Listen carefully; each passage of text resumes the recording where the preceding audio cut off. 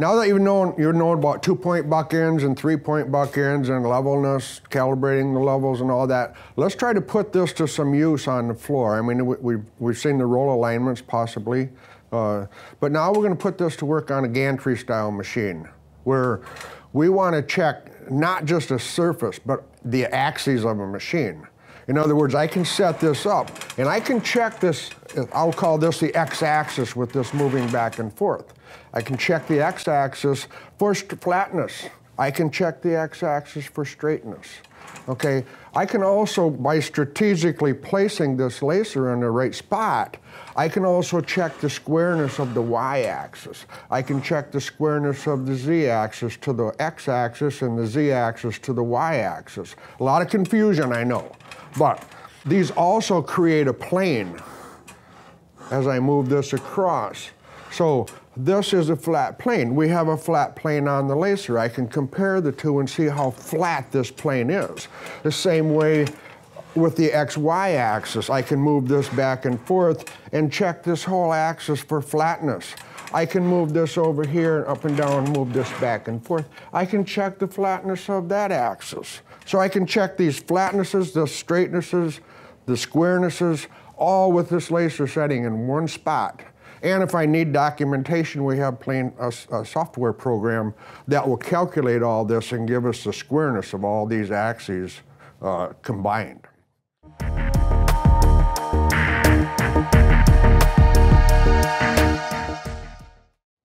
All right, let's get started. First off, like I mentioned before, I need to strategically place this laser where I can make all of these checks in one spot. So I need to find that spot. Now, earlier I've placed the stand in a general location where I think I can do that. So the one thing we have to remember when we're setting up, we want to be able to check this x-axis this way. We want to be able to check our y-axis this way, our x-axis this way. So I need to be able to have a beam and a target on all three of these beams. What I'm saying is I don't want to get this laser too close to this where I can't get the target on there. I want to check the whole travel of this, so I want this at its extremities. So I'm going to set this back here a little bit. Okay, I'm going to plug this in and get it turned on. So I'm going to take a base and a rod and a target. With this setup, I'm really not concerned that I have too much rod because it'll go all the way through, no problem. And I'll stick it through the base, and as you can see, I've set the base down. I have the target hanging out from the side of the base. The base has holes in it, so we can do that, so we can orient the target. Now I'm going to adjust the target by loosening the thumb screw, adjust the target out until the laser's in the center of the target, or close to the center. Okay, now I have to do a course alignment. And I want to make sure that I have clearance here. So I'm going to take a second base, and I'm going to put this on here. And if I put a short piece, these are all things that you have to be careful of, because there's nothing worse than get all set up and find out, oh, I can't make that check, I have to start all over. So spend another 5, maybe 10 minutes to be sure that you're going to be able to do. And as you can see, I'm way too close. So I have to move this whole stand back out.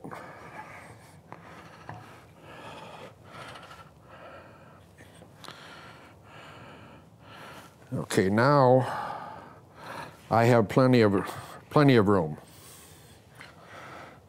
I can make my checks. I also don't want it too close this way where this target's going to run into the laser. I want the laser back far enough where I can make the check of the whole axis.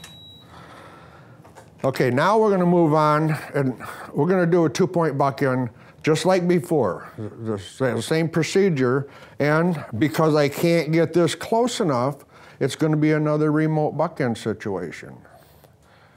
If I can always go to 0 and get there, but to begin with, I have to do a course alignment. What I mean by a coarse alignment is a visual alignment. Get this back to the center now that I've moved this. Now I'm going to move this to the far end. And when I'm on the far end, you can see that the laser beam is way to the top of the target. So I'm going to loosen the magnetic base and I'm going to turn it. It's way too far for the azimuth adjustments in that short distance. And I'm going to go a little bit beyond that because this is a remote situation. And I'll bring this back.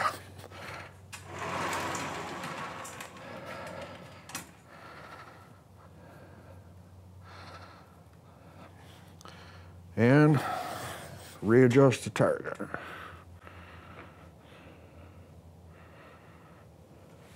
And then I'll move it to the far end. All I want to do is make sure I'm going to hit somewhere as close to the center visually, just to make things a little easier. Now I'm close enough here that I can use the azimuth adjustments and swing this beam to there. Back to the center. Now I know I'm going to hit the target on both ends.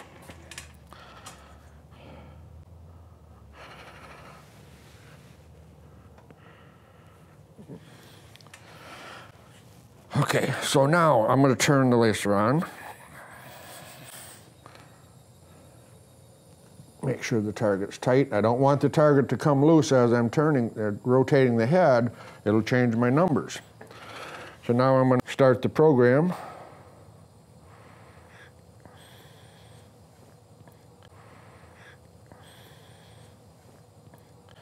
And I'm going to make target number 1 0 on this point.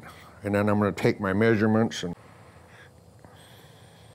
Now, if you remember the formula, L1 divided by L2 times the far reading times the -1 equals our set point. So I want to calculate, I want to come from the center of the rod.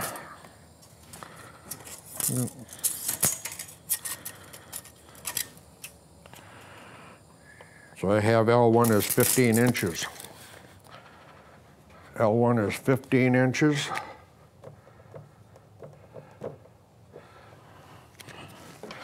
And L2, I know what my travel distance is here, so 45 inches.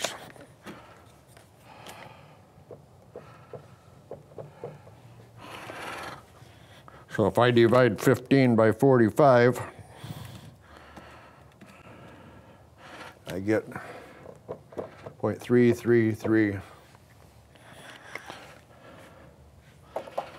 Okay, so I'm 0 on the near point.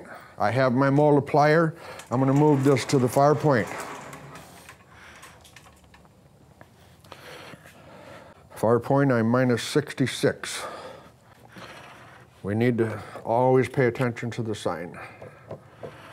So I get -22 times a -1 plus 22 thousandths is my set point.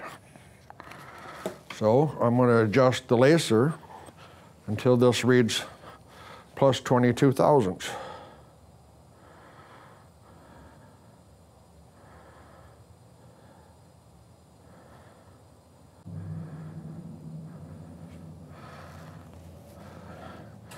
Bring this back to the near point.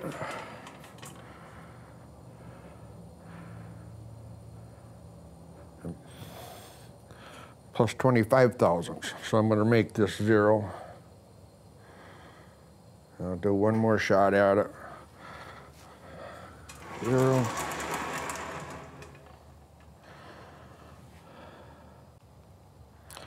-3. So I'm going to take -3 thousandths times the multiplier. And I actually get -9/10, we'll say 1,000th, times a -1. I'm going to take this to a plus 1,000th.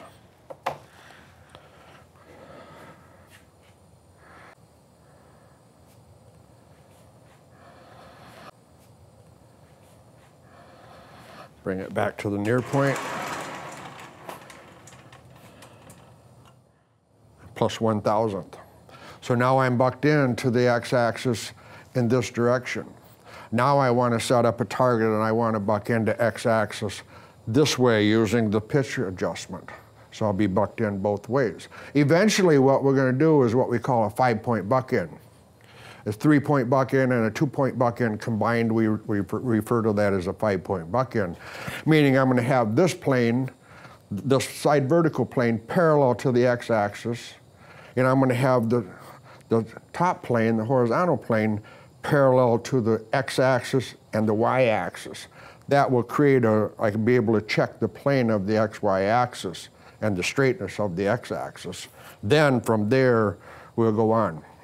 So I'm going to set up a second target. And here I have to take the thumb screw from the side and run it down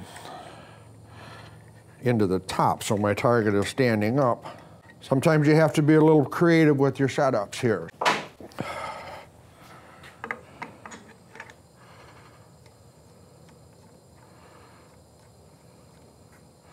I want to get this so it's in the center of the target, and I'm going to turn that turret on. I always start with the side turret because that's the one that you usually have the hardest time getting in. It can be running way off at an angle. Vertically, it's going to be a lot easier.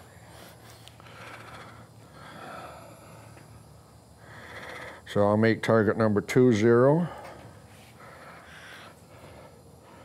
And now I'm going to take this to the far end. Turn it back to the... Okay, now this target is not a remote situation. If you look here, it's very close. But remember, a remote situation, if this is 10% of, L1 is 10% of L2, remote. This is very close. So we could do the math. We might just well go ahead and do it. I know what my travel is, 45 inches.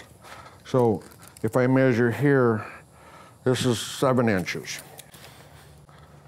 So we'll just redo the math here.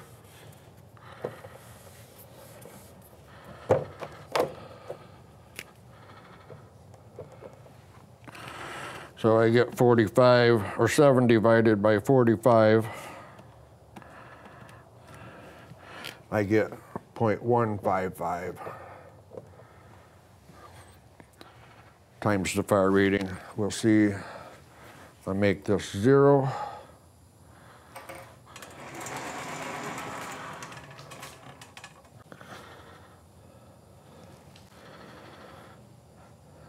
My far reading is minus 216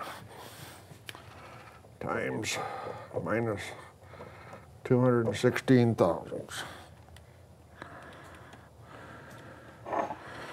I get minus 34 times a negative 1 plus 34 thousandths.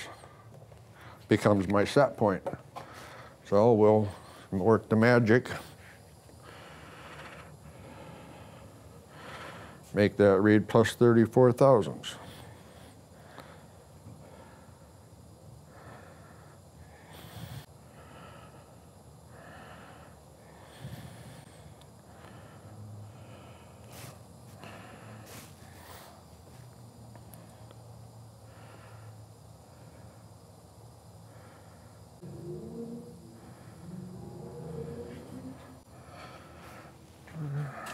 Back to the near point.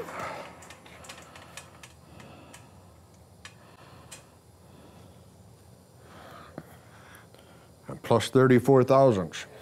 So now I'm bucked into this way and this way. But I'm going to double check this. But first now I want to bring this over here. And I want to buck into the y-axis this way. This is going to create this plane. So here we'll make that 0.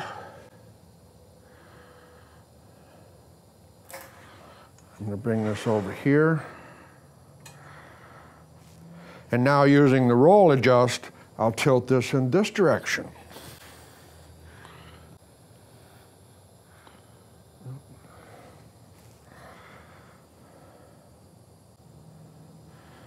Okay, I'm at 0. I'm going to take this back to the far near point. And I'll have to re-zero. I'll just work it in.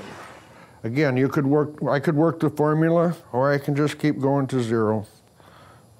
It'll come in eventually. I want to take the time right now to mention something also.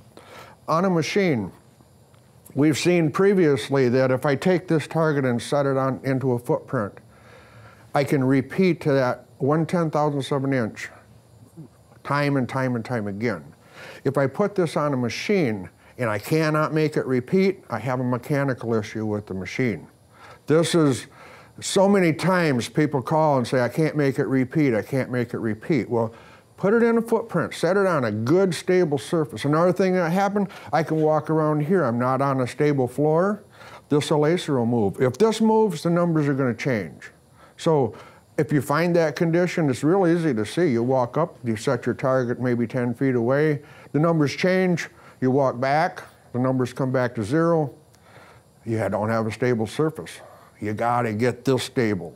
You gotta have a good repeatable machine. If 2/1000 is the best I can do, that's the best alignment I can do. So just keep that in mind. Now remember here, I'm working with a piece of aluminum here, extruded aluminum. So I may not get 1,000th repeatability here. I'm gonna do the best I can. And I'm gonna take it a little bit beyond because it is a little bit of a remote situation.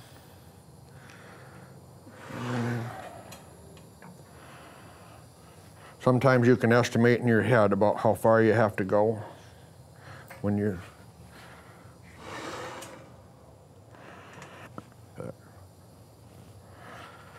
okay, 1,000. No, I'm at 0. So 0. I'm 0. Now my target number 1 has changed a little bit, so I'm going to make that 0. Take this back to the far end.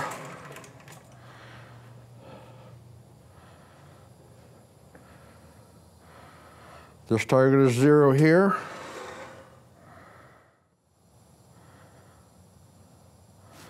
A little bit. I'm off 2/1000ths. 0.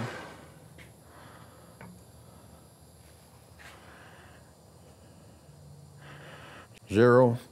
Okay, now my target number 1 has changed a little bit, so I'm going to re-zero that, and I'm going to check both target number 1 and target number 2 on the far end. Because I've moved this way a little bit, the other ones I'd like to double check my numbers, double check to make sure that I'm still bucked in. So, yep, number 1 is good. It only changed its location from tipping, but my number 2 target has changed a little bit. So I'm going to adjust my pitch axis again until I'm 0 down there. Then I'll bring it back. The object here is to make sure, double check all 3 of your buck end points. Okay, 0.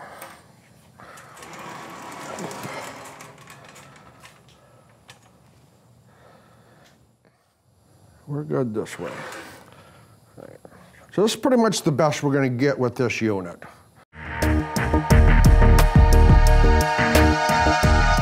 So now I've made this top plane parallel to X and Y. I can check this whole plane. I've made this side plane parallel to X. I can check the straightness of X. But also from here, with this setup, I'm never going to touch this laser again. This laser is set up to this machine. I can check all these flatnesses, straightnesses. I could hang a target out here, which I will do. We can check the squareness of Z to X. We can check the squareness of Z to Y.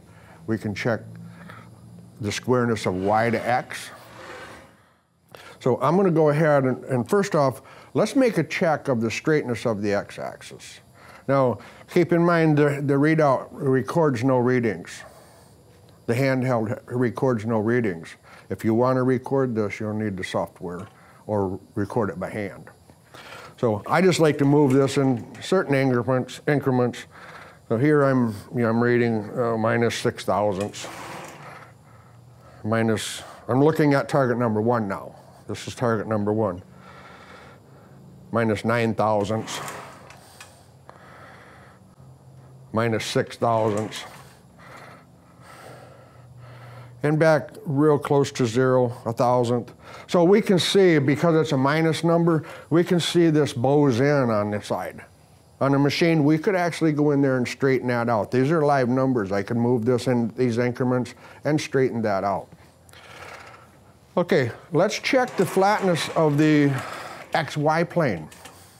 In other words, I'm going to move this back and forth in increments, and I'm going to move this from side to side, and we'll see. If this was a perfectly flat plane, I could start at 0, everything would be 0. But because the target is standing up, now we have to go back to the orientation of the target. What I said here was bowed in, because a minus number means the target is low. We're looking at that target. Low is in this direction. If I had the target the other way, minus would be there, face out. So you have to pay attention to which way the target is oriented as well. Here the target's standing up. So a plus number means it's high, a negative number will mean it's low. If the target was upside down, which it is not, but if it is, you have to remember that. You have to reverse the signs, reverse the polarity basically. So here we're going to make target number 2 0, and what I'm going to do, I'm going to turn this around so I don't get confused and look at the wrong number. A lot of people will look at the wrong reading, and so we'll make that 0, and I'm going to move this over to here, and here I'm plus 2 thousandths, so it has came up a little bit, and I come over here, and again, a repeatability issue. We're back to 2 thousandths, so we'll go.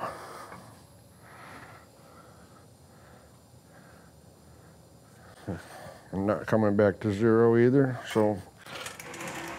But the object is to be able to make the checks when I know I can't get good numbers on this. So here I'm at plus 8 thousandths. Again, I'm looking at target number 2. I keep the target aimed back at the turret. I know this is rising up. Come here, plus 14, minus 1, plus 6. I can move this over to the middle. And again, I went up to plus 6, plus 6, minus 9, minus 17. What I'm looking for here more is roll, though. Some of this issue is because this table has some roll in it, or this machine has some roll in it. So I'm not going to get good repeatability because of twist. So we may have to, when you're setting up the machine, this is another thing that I like to mention to people. The base of the machine is the heart of the machine.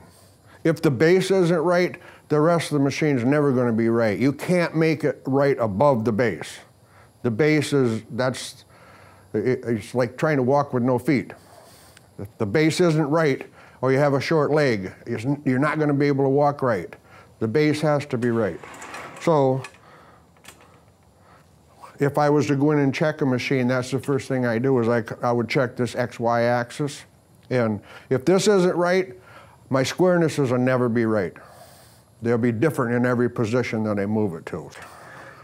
I'm going to come over here where I'm 0, and I was 0 on that side, or real close to that.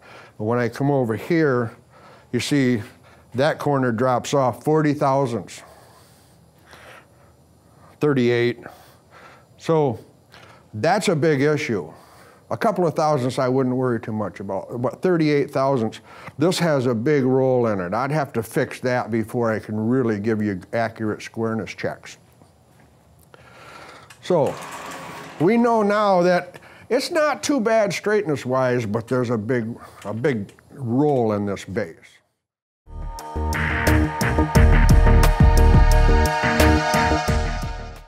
So now we're going to check the squareness of Y. In order to do that, now I have to change my targets around.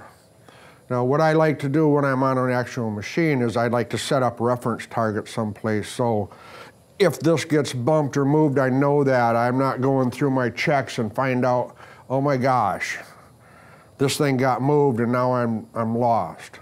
So I like to set up reference targets. So if it does get moved, I know immediately.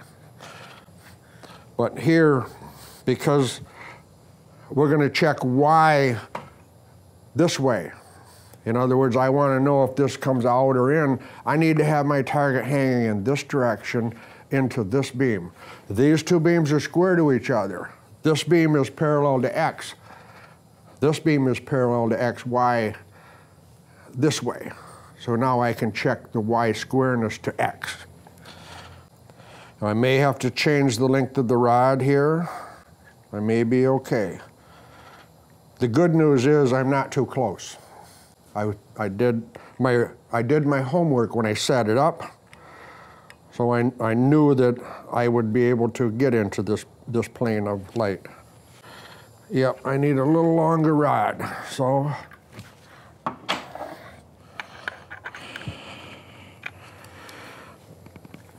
make sure it's tight. Align the target so it's aligned, so the center of the beam's in the center of the target. So I have, okay, now I'll turn that beam on. Make sure it's tight. Zero target number 2. Okay, now not only can I check squareness, but I can also check straightness. If I move this in increments,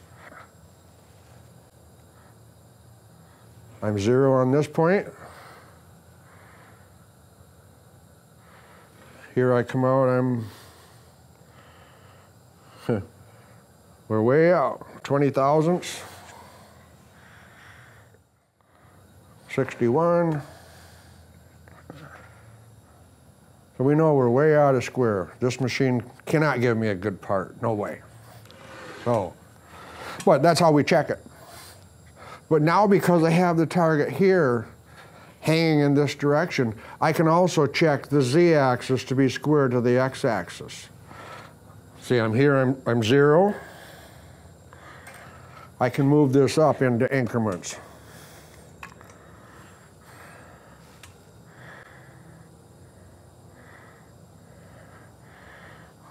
Plus 43. Now because it's plus, it's leaning this way.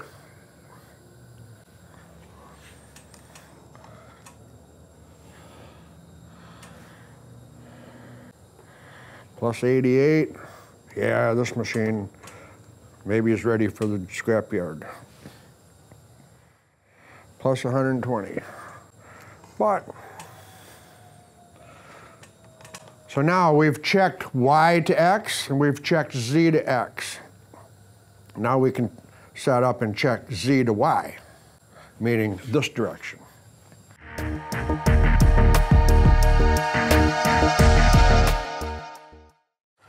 Again, I have to change targets around. So I'm going to put this here. Because I'm checking this direction, I need to be in this plane. So move this out.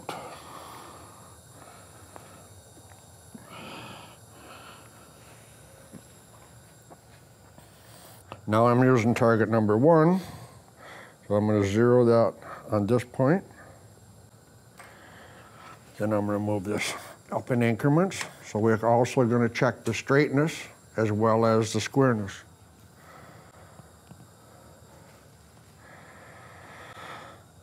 And plus 63.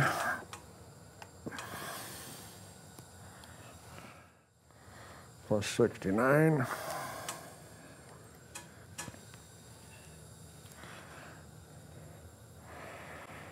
Plus 78.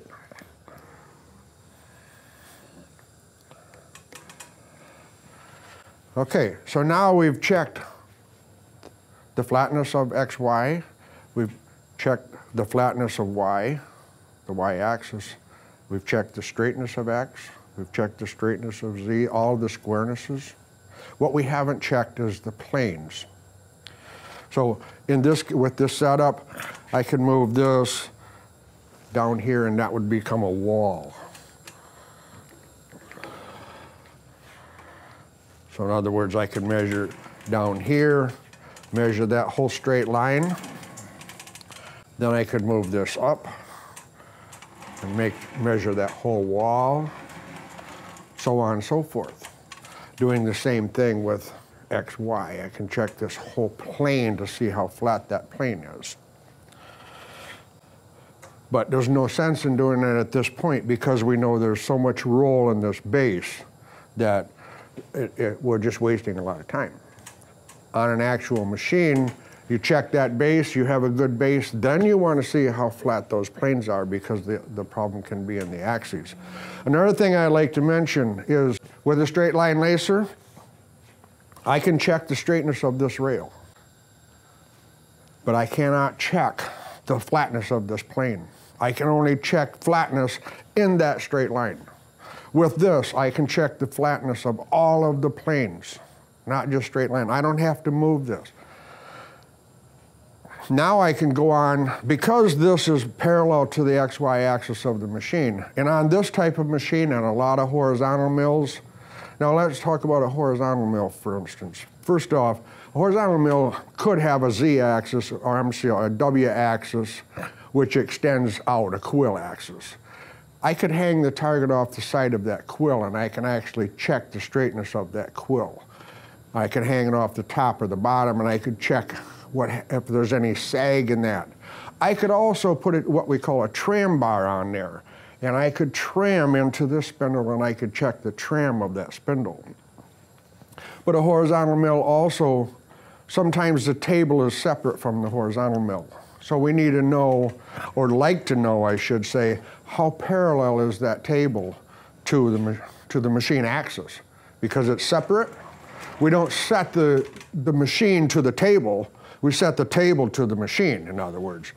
So we have this set up to be parallel to the machine. Now I can simply take a target and change in the height. I'm going to turn off these other two beams.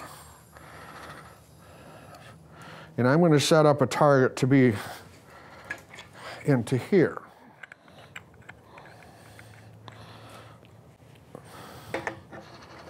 There we go. Now again, this lacer has been set. We're not going to touch the lacer. We're not going to buck this in. We know we want to check how parallel this table is to that machine. I can't stress enough that there's only three things that you're ever doing with this stuff. You're either leveling, or you're doing a 2-point buck in, or a three-point buck in, or a combination of those things. Now I've shown you how we do roll alignments only using a 2-point buck in. That's all we're ever doing. I've shown you how to do 3-point buck ins with a 1 target or with 3 targets. Now we're doing a gantry machine. It doesn't matter what kind of machine they put in front of you, that's all you're ever doing. A combination of those, maybe just one little leveling thing or a combination of the 2-point buck in, 3-point buck in. Depending on the machine, you find a reference, you find what you want to use for a reference, you set the lacer up to that reference and you check from there. You never move the lacer again. Okay, moving on. I've set the target at that height. I'm going to make that target read 0. And now I can move this base to any place on this surface and see how parallel. We can see here this is way low compared to the machine. I can also check the flatness of this surface. -60. Here's another reason that this rail is running downhill is this whole table runs downhill more even. 82. But I want to know over here, we were pretty much parallel to that side. It's -20. So this table is not real parallel to the machine itself. So, but that in a nutshell is how we do a gantry how we set it up and make all the squareness checks. And you can see you have to rearrange your targets. You have to use a little bit of imagination. That concludes the gantry setup.